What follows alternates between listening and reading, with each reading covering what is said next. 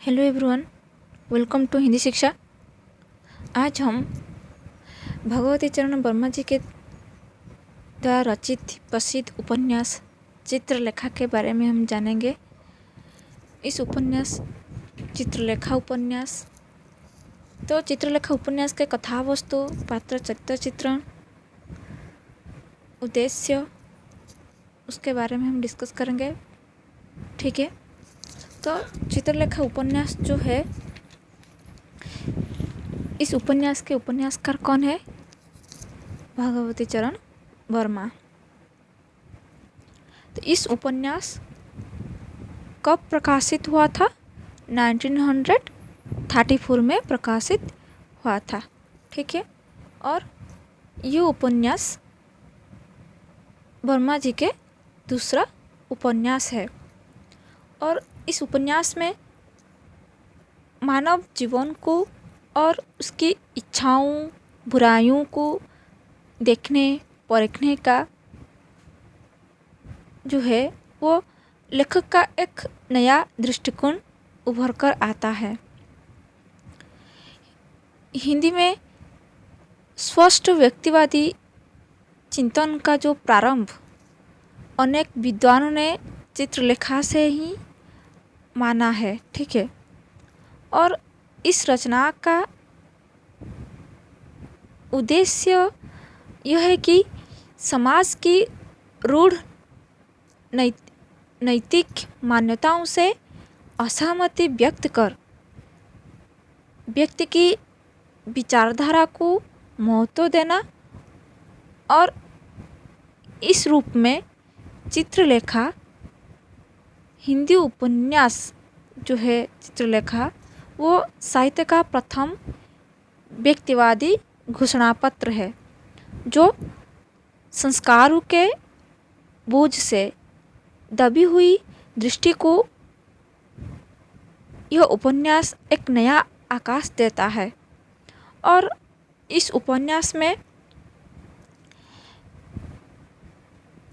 पाप और पुण्य के स्वरूप को स्पष्ट करने के लिए इस उपन्यास में लेखक का कला कौशल और उसकी काल्पनिकता का जो सुंदर समन्वय है वो दिखाई देता है। चित्रलेखा उपन्यास में चित्रलेखा न केवल वर्मा को एक उपन्यासकार के रूप में प्रतिष्ठा दिलाने वाला पहला उपन्यास है, बल्कि हिंदी के उस पिरेले उपन्यासों में भी गणनीय है। कहने का मतलब है कि चित्रलेखा जो है न केवल वर्मा की एक उपन्यासकार के रूप में प्रतिष्ठित दिलाने वाला पहला उपन्यास नहीं है, बल्कि हिंदी के उन बिरले उपन्यासों में भी गणनीय है जिनकी लोकप्रियता बराबर काल की सीमा को लांघती है। ठीक है, और चित्रलेखा की कथा पाप और पुण्य की समस्या पर आधारित है। ठीक है, तो ये चित्रलेखा उपन्यास के उद्देश्य है कि इसमें यही इस उपन्यास में इम्पोर्टेंट ये है कि इसमें लिखा गया है पाप और पुण्य की समस्या है इस उपन्यास में। और इसमें ये कुछ प्रश्न उठा गया है कि पाप क्या है, उसका निवास कहाँ है। तो ये क्वेश्चन इस उपन्यास में रखा गया है कि पाप क्या है, उसका निवास कहाँ है। ठीक है, तो इसमें यह प्रश्न उठाया गया है कि पाप क्या है, उसका निवास कहाँ है। इन प्रश्नों का उत्तर खोजने के लिए रत्नांबर के जो दो शिष्य है वो कौन है? श्वेतांक और विशाल देव। तो वो दोनों सामंत विजयगुप्त और योगी कुमार गिर की शरण में आ जाते हैं। कौन? श्वेतांक और विशाल देव, जो रत्नांबर के 2 शिष्य थे। इनके साथ रहते हुए श्वेतांक और विशाल देव नितांत भिन्न जीवनानुभव से गुजरते हैं और उनके निष्कर्ष पर महाप्रभु रत्नांबर की टिप्पणी में यह लिखा गया है कि संसार में पाप कुछ भी नहीं है, यह केवल मनुष्य के दृष्टिकोण की विषमता का दूसरा नाम है। हम न पाप करते हैं और न पुण्य करते हैं, हम केवल वह करते हैं जो हमें करना पड़ता है। ये टिप्पणी जो है वो रत्नांबर की टिप्पणी है।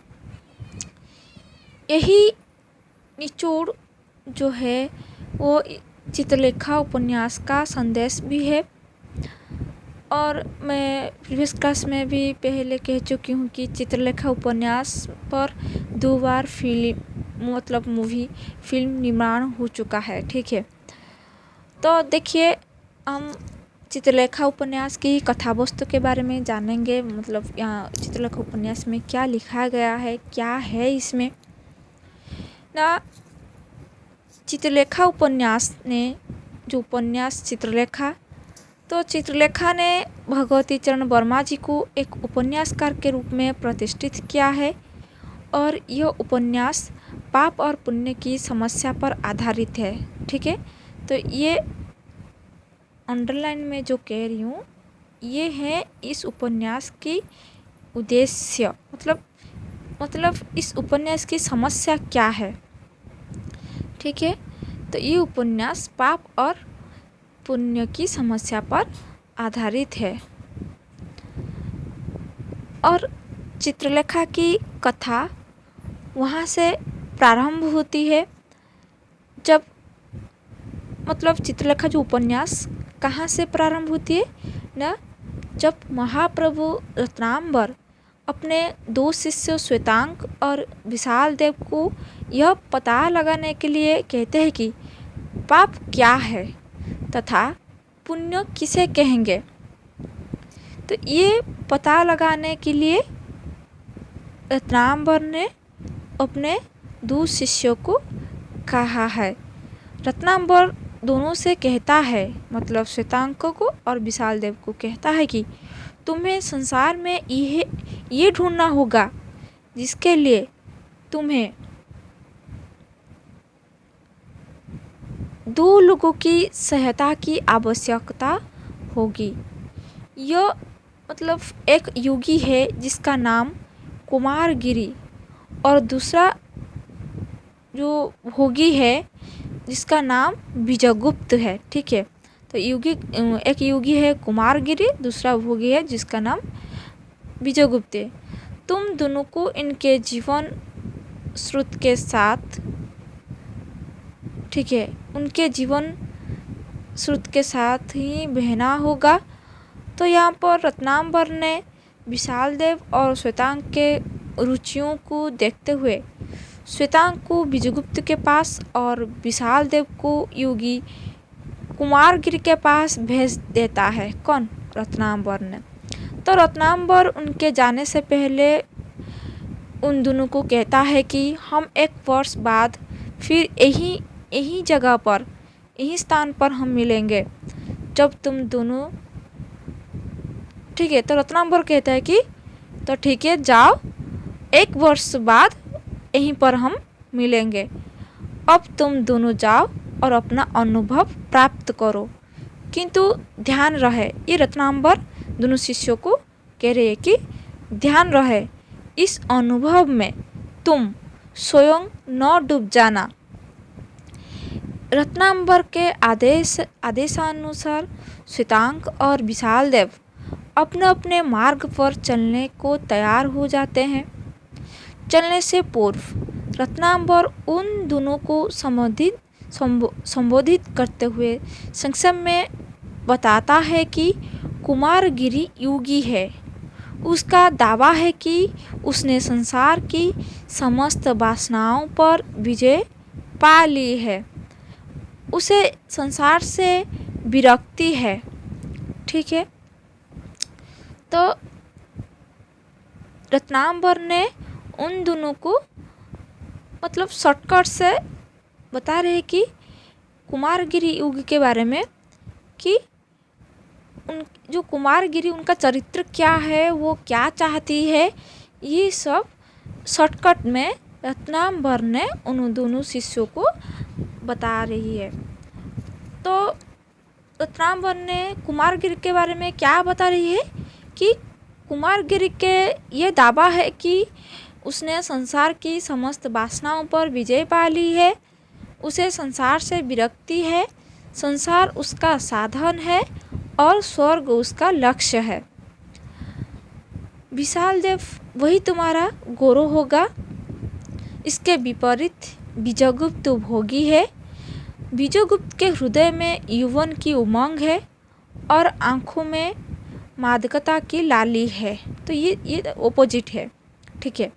तो उसकी विशाल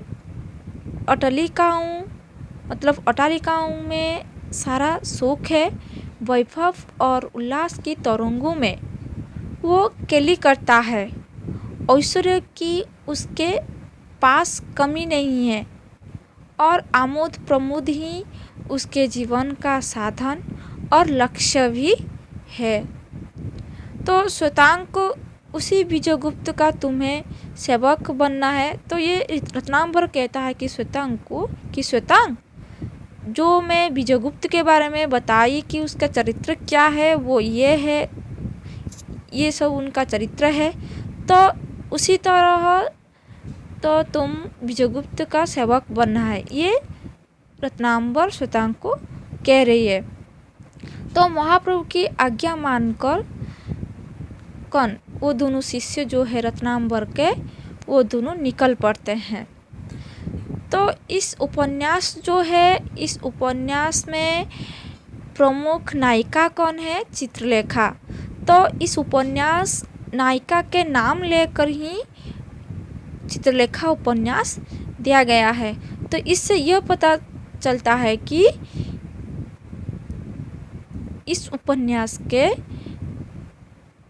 उपन्यास का मुख्य पात्र कौन है? चित्रलेखा। तो उसी नाम से चित्रलेखा उपन्यास रखा गया है। तो चित्रलेखा इस उपन्यास की प्रमुख नायिका है, जो 18 वर्ष की आयु में विधवा हो गई थी, ठीक है।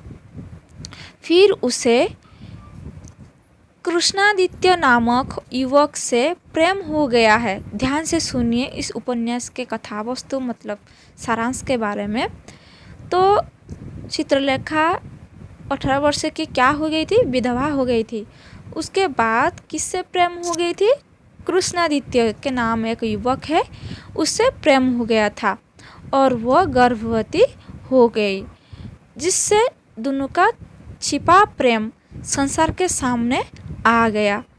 त्याज्य और भर्षणा ने कृष्णादित्य को आत्महत्या करने पर मजबूर कर दिया, ठीक है। तो इसके बाद चित्रलेखा को एक नर्तकी ने आश्रय दिया, मतलब कृष्णादित्य भी सुसाइड कर दिया। तो उसके बाद चित्रलेखा को किसने आश्रय दिया? एक नर्तकी ने, जहाँ उसे एक पुत्र हुआ। चित्रलेखा जो कृष्णादित्य को प्रेम किया था, तो उसके बाद जो चित्रलेखा जो गर्भवती हो गई, तो उस गर्भ में एक पुत्र था। तो एक पुत्र जन्म हुआ चित्रलेखा से। चित्रलेखा एक पुत्र को जन्म दिया। तो जहाँ उसे एक पुत्र हुआ, जो पैदा होते ही संसार छोड़कर चला गया। मतलब चित्रलेखा जो एक बच्चा जन्म दिया कि एक पुत्र, वो भी मर गया, ठीक है। तो संसार छोड़कर चला गया। चित्रलेखा वही नर्तकी का कार्य करने लगी। वो इतनी सुंदर और आकर्षक थी कि पाटलिपुत्र का जन समुदाय उसके कदम पर लेटा करता था, ठीक है। मतलब चित्रलेखा इतनी सुंदर थी कि और इतनी आकर्षक थी कि मतलब जो पाटलिपुत्र का जो जन समुदाय है उसके कदम पर लेटा करता था। परंतु उसने अपने स्वयं के तेज से अपनी कांति को बनाए रखा। एक दिन वो अपने पेशे के अनुसार अपना नृत्य प्रस्तुत कर रही थी। उसी समय विजयगुप्त भी उसका नृत्य देखने आया था। ठीक है, विजयगुप्त पाटलिपुत्र के सुंदर पुरुष में से एक है। विजयगुप्त सामंत है। वो अपने विशाल अट्टालिकाओं में भोग विलास, मदिरापान और नर्तकियों के नृत्य में मग्न रहता है। नृत्य करती चित्रलेखा की दृष्टि उस पर पड़ी तो उसे लगा कि कृष्णादित्य विजयगुप्त के रूप में स्वर्ग से यहाँ आ गया है। तभी विजयगुप्त की आंखें भी चित्रलेखा से मिल गई। तो विजयगुप्त चित्रलेखा पर मोहित हो गया और उसने चित्रलेखा से अकेले मिलने का प्रस्ताव रखा। जो चित्रलेखा ने कहा कि मैं वेश्या नहीं हूँ, केवल एक नर्तकी हूँ और मेरा संबंध व्यक्ति से नहीं है, मैं समुदाय में आती हूँ। तो यह सुनकर विजयगुप्त उदास हो गया। वो स्वयं तो बेचैन था ही साथ चित्रलेखा के हृदय में भी वही बेचैनी उत्पन्न कर गया। धीरे धीरे दोनों को एक दूसरे से प्रेम हो गया। मतलब चित्रलेखा और विजयगुप्त मादकता और भोग विलास में लिप्त हो गए और इसे ही संसार का सुख समझने लगे। एक दिन दोनों केलिगृह में मादकता और उन्माद में खोए थे। उसी समय वहाँ रत्नांबर और श्वेतांग ने प्रवेश किया। वे थोड़ी देर रुके और उनने कहा कि पाटलिपुत्र की सर्वसुंदरी और पवित्र नर्तकी अर्धरात्रि के समय विजयगुप्त के कलिगृह में, तो ये आश्चर्य होता है। तो विजयगुप्त ने महाप्रभु रत्नांबर के आने का कारण पूछा तो उनने बताया कि मेरे शिष्य ने आज मुझसे प्रश्न पूछा कि पाप क्या है, जिसका उत्तर देने में मैं असमर्थ हूँ। तो इसका पता लगाने के लिए ब्रह्मचारी की कुटी उपयुक्त साधन नहीं है, इसीलिए मैं तुम्हारी सहायता गुरु दक्षिणा के रूप में लेना चाहता हूँ। ये रत्नांबर विजयगुप्त को कह रही है। संसार के भोग विलास में ही तुम्हारा सही परीक्षण हो सकेगा, इसीलिए मैं चाहता हूँ कि तुम श्वेतांग को सेवक के रूप में स्वीकार करो और याद रखना यह तुम्हारा गुरु भाई भी हो सकता है।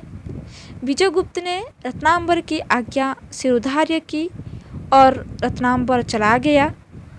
तो विजयगुप्त चित्रलेखा का श्वेतांग से परिचय कराते हुए कहता है कि ध्यान रखो, तुम मेरे सेवक हो और चित्रलेखा मेरे पत्नी के समान है, तो यह तुम्हारी स्वामिनी हुई।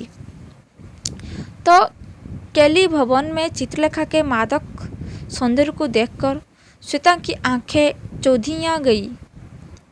श्वेतांग ने जब विजयगुप्त के कहने पर चित्रलेखा को मदिरा का पात्र थमाया तो उसका हाथ नर्तकी मतलब चित्रलेखा के हाथ से स्पर्श हो गया, जिससे श्वेतांग का पूरा शरीर कांप गया।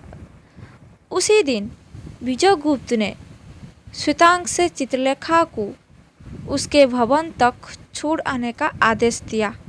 धीरे धीरे यह श्वेतांग का रूज का ही कार्य बन गया। दूसरी तरफ कुमारगिरि जो कि योगी है, उसका क्षेत्र संयम और नियम है। उसका मानना है कि संयम और नियम से पाप दूर रहता है। फिर भी वो अपने आचार्य रत्नांबर के कहने पर विशाल देव को पाप का पता लगाने के लिए शिष्य के रूप में स्वीकार कर लेता है। मतलब रत्नांबर विजयगुप्त को रत्नांबर ने श्वेतांग को विजयगुप्त के पास छोड़कर आया और यहाँ पर जो विशाल देव है वो कुमारगिरि के पास छोड़कर आया, क्योंकि पाप और पुण्य के बारे में पता लगाने के लिए। और मतलब जो यहाँ पर कहना है कि जो कुमारगिरी है, कुमारगिर का मानना है कि उसका संयम और नियम से पाप दूर रहता है, उसका मानना है। फिर भी वो अपने आचार्य रत्नांबर के कहने पर विशाल देव को पाप को पता लगाने के लिए शिष्य के रूप में स्वीकार कर लेता है और विशाल देव अपने गुरु कुमारगिर के बताए गए सिद्धांत, नियम और संयम के साथ तपस्या करने लगता है। ठीक है, तो विशाल देव अपने गुरु कुमारगिर के बताए गए सिद्धांत, नियम को पालन कर स्वयं के साथ तपस्या करने लगता है। एक दिन सम्राट चंद्रगुप्त के महल में किसी उत्सव का आयोजन होता है जहां अनेक गणमान्य उपस्थित होते हैं। उसी उत्सव में योगी कुमारगिरी और चित्रलेखा भी उपस्थित निमंत्रित होते हैं। जब नृत्य का आयोजन प्रारंभ होता है तो चित्रलेखा अपना नृत्य प्रस्तुत करती है, जिसका आकर्षक सौंदर्य देखकर सब मोहित हो उठते हैं। चित्रलेखा जब नृत्य करना प्रारंभ करती है तो इसकी दृष्टि कुमारगिर की तरफ जाती है। वह उन्हें देखकर उनकी तरफ आकृष्ट होती है। तभी कुमारगिर की दृष्टि चित्रलेखा से मिल जाती है। तो सम्राट की सभा में महामंत्री चाणक्य द्वारा तर्क वितर्क होता है, जिसमें कुमारगिरी अपने युग और साधना को समूह के समक्ष सिद्ध करते हैं। तभी चित्रलेखा कुमारगिरी के युग और स्वयं को समूह के समक्ष पलटकर लोगों में उसके प्रति संशय उत्पन्न कर देती है, जिससे कुमारगिरी आहत हो जाता है और चित्रलेखा कुमारगिरी पर पूरी तरह से मोहित हो जाती है। समझ में आ रही है ना मैं जो कह रही हूँ। और पाटलिपुत्र के एक वयोवृद्ध सामंत है जो आर्य श्रेष्ठ मृत्युंजय, इनकी इकलौती कन्या है, वो है यशोधरा, जिसका विवाह वो अपने ही समान महान सामंत विजयगुप्त से करना चाहते थे। विजयगुप्त उस नगर का सुंदर और महान सामंत है। यही जानकर मृत्युंजय ने यशोधरा के साथ उसके विवाह का प्रस्ताव रखता है, लेकिन विजयगुप्त ने चित्रलेखा के प्रेम में पड़े होने के नाते इस प्रस्ताव से इनकार कर देता है। तो उसने कहा कि वो केवल एक ही स्त्री से प्रेम करता है। वो कौन है? वो है चित्रलेखा। तो कितने सुंदर उपन्यास है ना, बड़ा सरल भाषा में उन्हें समझा दिया गया है। समझ में आ रही है ना। तो उसके बाद क्या हुआ, जब यह बात चित्रलेखा को पता चली तो उसने विजयगुप्त का विवाह यशोधरा से करवाने का निश्चय कर लिया और मन ही मन कुमारगिरी के आश्रम जाकर रहने का विचार बना लिया। किंतु इसी समय वह विजयगुप्त को त्यागने और स्वयं कुमारगिरी के आश्रम में जाकर रहने का परिणाम से बिल्कुल अपरिचित थी। कौन? चित्रलेखा ने। तो उसने विजयगुप्त से यशोधरा के साथ विवाह की बात की तथा उससे यह भी कहा कि यशोधरा से विवाह करने में ही तुम्हारा भला हो सकेगा और तुम्हारा वंश बढ़ाने के लिए तुम्हें उत्तराधिकार मिल सकेगा। ठीक है, रहा मेरा प्रश्न, तो मैंने कुमारगिरी के आश्रय में जाने का निर्णय लिया है। विजयगुप्त ने चित्रलेखा से कहा कि मैं केवल तुमसे प्रेम करता हूँ। तो ये प्रस्ताव जब चित्रलेखा ने विजयगुप्त के सामने रखा तो विजयगुप्त ने चित्रलेखा को कहा कि मैं केवल तुमसे प्रेम करता हूँ, किसी और की कल्पना और प्रेम में नहीं कर सकता। तो विजयगुप्त की इन बातों को चित्रलेखा ने अनदेखा कर देता है। ठीक है, और चित्रलेखा के जो कुमारगिरी के आश्रम में जाने के बाद विजयगुप्त पाटलिपुत्र में न रह पाया। उसने मृत्युंजय की पुत्री के साथ विवाह का प्रस्ताव भी ठुकरा दिया। तो मृत्युंजय के पुत्री कौन है? यशोधरा। ठीक है, तो उसने मृत्युंजय की पुत्री के साथ विवाह का प्रस्ताव भी ठुकरा देता है। कौन? विजयगुप्त ने। ठीक है, उसे सारी बातें उसे परेशान करने लगी। उसने मृत्युंजय के भवन जाकर क्षमा मांगने का निर्णय लिया और श्वेतांग से संदेश भिजवाया। श्वेतांग मृत्युंजय के महल संदेश लेकर पहुंचा तो वहां उनकी पुत्री यशोधरा मिली। उस समय उसके पिता महल में अनुपस्थित थे, तो श्वेतांग की दृष्टि यशोधरा की दृष्टि से मिली। अरे वाह, यशोधरा सुंदर और आकर्षक थी। उसे देखकर श्वेतांग उसकी और आकर्षित होने लगा। उसी समय यशोधरा के पिता मृत्युंजय वहां आए। मृत्युंजय ने श्वेतांग से आने का कारण पूछा तो श्वेतांग ने बताया कि विजयगुप्त आपसे क्षमा याचना चाहते हैं। तो श्वेतांग ने यह भी बताया कि विजयगुप्त कुछ समय के लिए पाटलिपुत्र से बाहर काशी जा रहे हैं, क्योंकि विजयगुप्त इन सारी दुविधाओं से निकलकर अपना कुछ समय एकांत में व्यतीत करना चाहते हैं। तो यशोधरा ने अपने पिता से कहा है, क्यों ना हम भी काशी भ्रमण के लिए जाएं। तो ये यशोधरा कह रही है अपने पिता को। तो पिताजी क्यों, मतलब ये जो कुछ प्रश्न यशोधरा ने अपने पिता से कह रहे कि हम भी क्यों काशी भ्रमण के लिए ना जाएं, तो हम जाएंगे काशी। तो ये यशोधरा कह रही है। तो पिताजी मैंने भी काशी नहीं देखा, ये यशोधरा कह रही है। तो मृत्युंजय ने श्वेतांग से कहा है कि विजयगुप्त से कह देना कि हम भी साथ चल रहे हैं। तो श्वेतांग नहीं चाहता था कि विजयगुप्त और यशोधरा काशी यात्रा में साथ जाएं, लेकिन अपने सीमाओं के कारण वो कुछ नहीं बोल सका। काशी में कुछ समय व्यतीत करने के बाद विजयगुप्त यशोधरा की तरफ धीरे धीरे आकर्षित होने लगा था। लौटने पर उसने यशोधरा से विवाह करने का निर्णय भी लिया।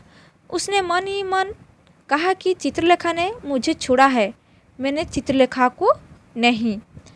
जब यह प्रस्ताव वो श्वेतांग द्वारा यशोधरा तक भेजवाना चाहता है तो श्वेतांग उसे बताता है कि यशोधरा से तो वो स्वयं विवाह करना चाहता है। यह जानकर विजयगुप्त क्रोधित होता है और सोचता है कि यशोधरा से विवाह वही करेगा, श्वेतांग उसका अधिकारी नहीं है। लेकिन बाद में श्वेतांग के मन की पीड़ा जानकर वो स्वयं उसका प्रस्ताव लेकर मृत्युंजय के पास जाता है और उसकी तारीफ करते हुए यशोधरा से उसके विवाह का प्रस्ताव रखता है। और मृत्युंजय श्वेतांग के पिताजी के सहपाठी थे। ठीक है, वो उसे अच्छी तरह जानते थे, लेकिन निर्धन होने के कारण उन्होंने उसे अपनी बेटी के विवाह करने से मना कर दिया था। तो विजयगुप्त की उम्र अभी अधिक नहीं है। यदि उसका विचार बदल गया और उसने दूसरी शादी कर ली तो उसका खुद का पुत्र ही उसका उत्तराधिकारी बनेगा। तो यह पता चलते ही विजयगुप्त ने अपनी सारी संपत्ति और अपने पद श्वेतांग को दान देने की बात कह दिया। फिर बड़े धूमधाम से श्वेतांग और यशोधरा का विवाह संपन्न हो गया। इधर कुमारगिरी चित्रलेखा पर पूर्ण रूप से मोहित हो जाता है। वासना की आग में धधकता उसका मन, मतलब ध्यानस्थ ही नहीं पाता है। मतलब जो कुमारगिरी जो है उसका मन ध्यान में नहीं रहता है। ठीक है, वह चित्रलेखा पर पूर्ण रूप से मोहित हो जाता है। वो चित्रलेखा के शरीर को भोगना चाहता है। कौन? कुमारगिरी ने। चित्रलेखा उसकी भावनाओं को अच्छी तरह समझने लगती है। कुमारगिरी का योग उसे पूर्णतः आडंबर लगने लगता है। वह इस आडंबरी दुनिया से अब निकलना चाहती है। तो चित्रलेखा पुनः विजयगुप्त के पास जाना चाहती है। यह जानकर कुमारगिरी विचलित हो उठता है और चित्रलेखा से झूठ बोलता है कि अब तो विजयगुप्त का विवाह यशोधरा से हो गया, तुम वहाँ जाओगी तो विजयगुप्त तुम्हें वहाँ से निकल देगा, मतलब निकाल देगा। यह सब सुनकर चित्रलेखा आहत हो जाती है और कुमारगिरी उससे कहता है कि मैं तुमसे प्रेम करता हूँ और तुम मेरे लिए ही तो यहाँ आई हो। तो चित्रलेखा और कुमारगिरी दोनों वासना में लीन हो जाते हैं और कुमारगिरी का स्वयं नियम टूट जाता है और चित्रलेखा के मन में विजयगुप्त और यशोधरा के विवाह की बात पर विश्वास नहीं होता है। ठीक है, इस सच्चाई का पता लगाने के लिए वो विशाल देव को विश्वास में लेकर उसे विजयगुप्त के घर भेजती है, जहाँ श्वेतांक उससे मिलता है और यशोधरा से अपने प्रेम की बात बताता है। उसे यह भी पता चलता है कि विजयगुप्त का प्रेम अब भी चित्रलेखा के लिए जीवित है और विशाल देव से यह जानकारी मिलती है कि कुमारगिर के प्रति उसका क्रोध भड़क उठता है और उससे धिक्कारती हुई वहाँ से निकल जाती है। लेकिन विजयगुप्त के पास जाने का जो साहस उसे नहीं हो पाता है। व्यथित चित्रलेखा कुमारगिरी का आश्रम छोड़कर अपने घर चली जाती है और संयमित जीवन जीने लगती है। श्वेतांक अपने विवाह के प्रीतिभोज में शामिल होने के लिए जब उसे निमंत्रण देने आता है तो उसे विजयगुप्त, यशोधरा और श्वेतांक के विवाह तथा विजयगुप्त के भिखारी के रूप में निकल जाने की आदि सभी बातों का पता चलता है। उस समय वो श्वेतांक को शुभकामनाएं तो देती है लेकिन प्रीतिभोज में शामिल नहीं होती है, बल्कि रात्रि में विजयगुप्त से मिलने जाती है। उस समय आधी रात बीत चुकी है। विजयगुप्त राजा से आज्ञा लेकर एक भिखारी के रूप में देश पर्यटन के लिए निकल चुका है। चित्रलेखा उस रास्ते में मिलती है और अपने भवन पर चलने के लिए निवेदन करती है। इस समय विजयगुप्त उससे कहता है कि चलो चित्रलेखा, संसार में एक तुम्हारी ही बात में नहीं टाल सकता, मुझे जितना गिराना चाहो गिराओ, पर यह वचन दे दो कि तुम मुझे कल नहीं रोकोगे। भवन जाने पर विजयगुप्त को सभी बातें चित्रलेखा बताती है। अपना दुख बताते हुए वो विजयगुप्त से कहती है कि मैं कुमारगिर की वासना का साधन बन चुकी थी, इसलिए तुम्हारे पास आना नहीं चाहती थी, मुझे क्षमा कर दो। विजयगुप्त हंस पड़ता है। वो चित्रलेखा से कहता है, चित्रलेखा, तुमने बहुत बड़ी भूल की, तुमने मुझे समझने में भ्रम किया, तुम मुझसे क्षमा मांगती हो। चित्रलेखा, प्रेम स्वयं एक त्याग है, विस्मृति है, तन्मयता है। प्रेम के प्रांगण में कोई अपराध ही नहीं होता, फिर क्षमा कैसी? फिर भी यदि तुम कह लेना चाहती हो तो मैं कह देता हूँ कि मैं तुम्हें क्षमा करता हूँ। विजयगुप्त पुन जब अपनी यात्रा पर जाने की बात कहता है तो चित्रलेखा अपने धन के साथ अपने धन के साथ रहने का प्रस्ताव रखती है, लेकिन विजयगुप्त अब वैभवपूर्ण जीवन न जीने की बात कहता है। फिर चित्रलेखा भी अपनी सारी धनराशि दान में दे देती है और दोनों भिखारी बनकर अब निकल पड़ते हैं। इस समय दोनों के चेहरे अत्यंत प्रसन्न हैं। एक वर्ष बीत जाने के बाद जब रत्नांबर श्वेतांक से पूछता है कि बताओ, कुमारगिरी और विजयगुप्त में पापी कौन है? ठीक है, तो श्वेतांक कहता है कि विजयगुप्त त्याग की प्रतिमूर्ति है और देवता है। उनका हृदय विशाल है कि जबकि कुमारगिरी पशु है, वो अपने लिए जीवित है। संसार में उसका जीवन व्यर्थ है, वो जीवन के नियम के प्रतिकूल चल रहा है। अपने सुख के लिए उसने संसार की बाधाओं से मुंह मोड़ लिया है। कुमारगिरी पापी है। रत्नांबर यही प्रश्न विशाल देव से पूछता है कि तुमने तो युग की दीक्षा भी ले ली है, तो तुम युगी हो गए हो, अब तुम तो बतलाओ कि कुमारगिरी और विजयगुप्त में से पापी कौन है? तो विशाल देव कहता है कि महाप्रभु कुमारगिरी अजीत है, उन्होंने ममत्व को वशीभूत कर लिया है। उनकी साधना, उनका ज्ञान और उनकी शक्ति पूर्ण है और विजयगुप्त वासना का दास है। उसका जीवन संसार के घृणित भोग विलास में है। वो पापी है। पापमय संसार का वो मुख्य भाग है। तो रत्नांबर विभिन्न परिस्थितियों में रह रहे अपने दोनों शिष्यों से कहता है कि संसार में पाप कुछ भी नहीं है। वो केवल मनुष्य के दृष्टिकोण की विषमता का दूसरा नाम है। प्रत्येक व्यक्ति एक विशेष प्रकार की मन प्रवृत्ति लेकर उत्पन्न होता है।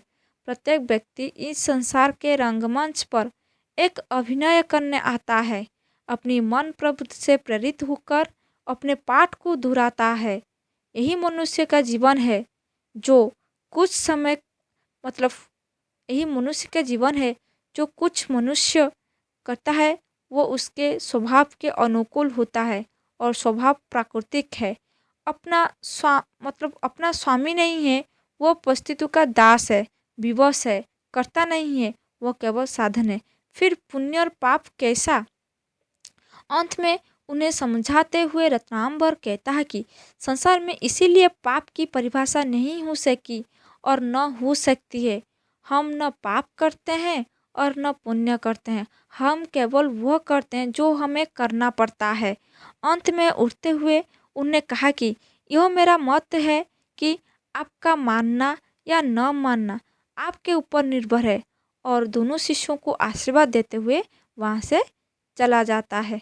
तो मतलब इस उपन्यास से निस इस उपन्यास में हम क्या निष्कर्ष मिलता है कि वास्तव में चित्रलेखा की कथा वस्तु उसे औपन्यासिक रचना का रूप प्रदान करती है और उसकी अभिव्यक्ति में कवित्व झलकता है।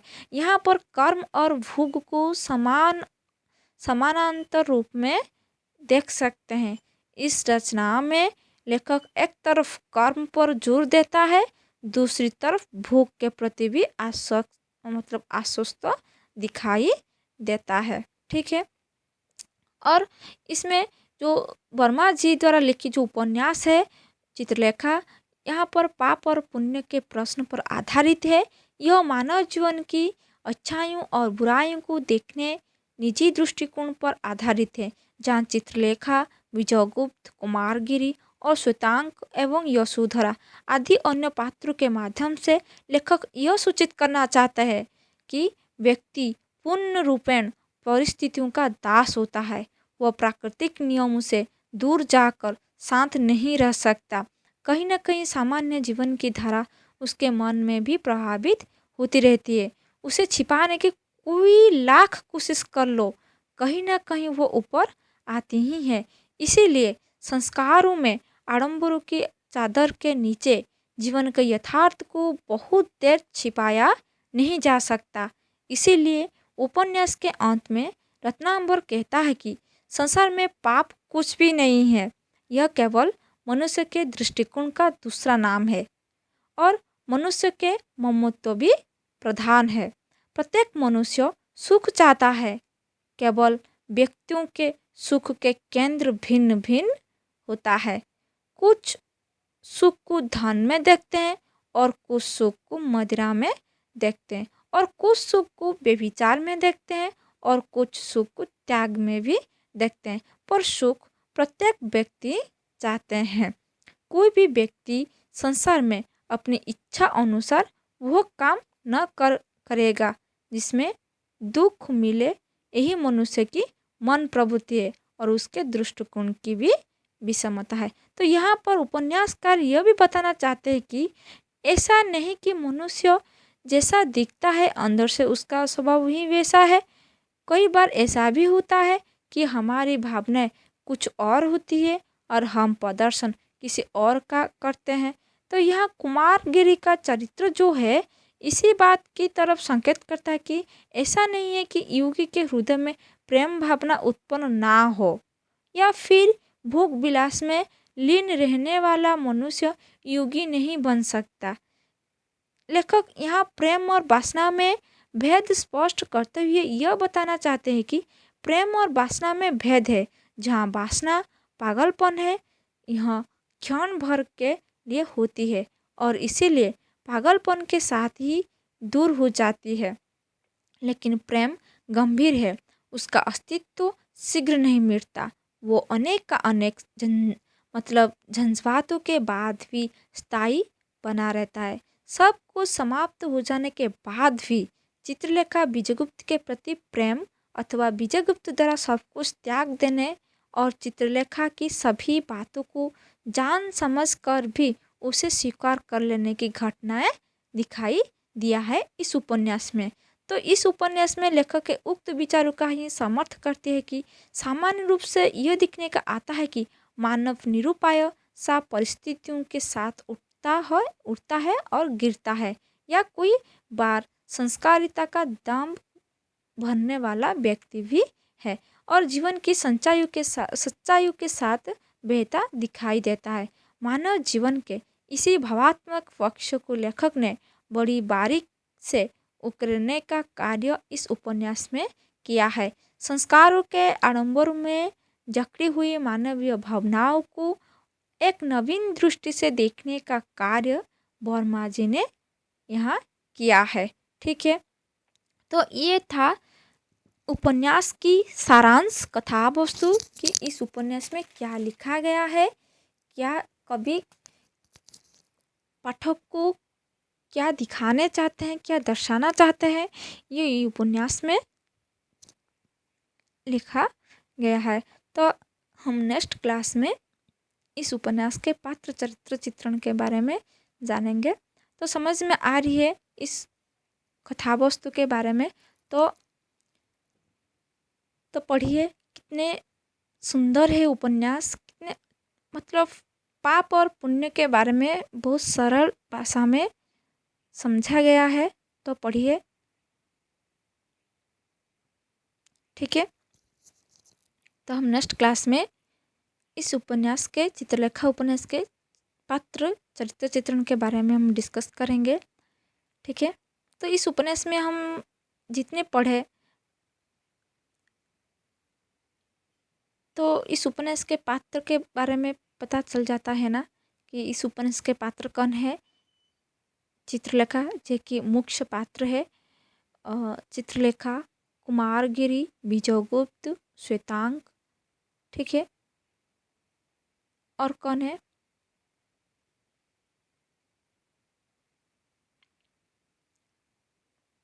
रत्नांबर, ठीक है। तो ये सब पात्र है, तो और भी पात्र के बारे में हम डिस्कस करेंगे। ठीक है, तो नेक्स्ट क्लास में मिलेंगे। तो यदि मेरे क्लास आप सभी को अच्छे लग रहे हैं तो लाइक कीजिए, ज़्यादा से ज़्यादा शेयर कीजिए, और मेरे चैनल में नए आए हैं तो सब्सक्राइब कीजिए और बेल आइकन को प्रेस कीजिए ताकि हमारा सारी क्लास आप सभी को नोटिफिकेशन मिल जाएगी। ठीक है, thank you very much for watching this video.